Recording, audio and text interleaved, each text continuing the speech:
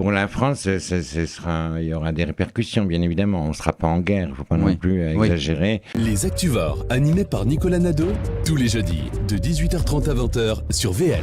Également avec un livre, hein, Claude Alexis, ça s'appelle « Que se passera-t-il en 2022 ?» Et là on est en plein dedans, c'est aux éditions Exergue, c'est bien ça. Retranscrit justement vos prédictions sur la politique, les médias, les événements à l'étranger, la monarchie, et un horoscope d'ailleurs mois par mois sur l'année 2022. Et d'ailleurs dans votre livre, hein, on a vu, ce serait Emmanuel Macron, ça vous l'avez dit hein, officiellement, en dehors de lire le livre, pour un second mandat.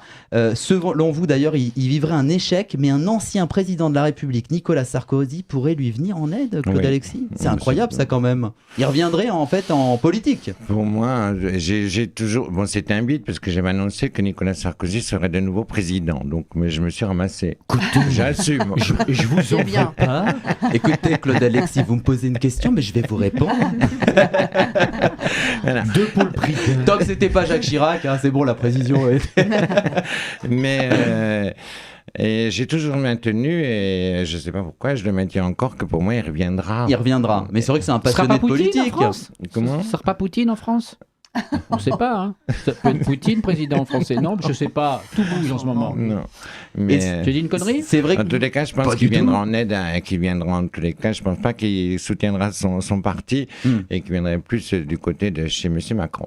Et c'est vrai que dans la partie média, d'ailleurs, vous prédisez aussi que Delphine Ernotte, présidente de France Télévisions, ne finira pas son mandat, que certaines chaînes disparaîtront du paysage audiovisuel français, ou encore que la presse révélera des transactions financières à propos d'un animateur de jeux d'aventure sur TF1. Et évidemment, on ne peut pas citer le nom. On sait qui c'est. Ben non, mais on sait qui c'est. Il a l'humilité.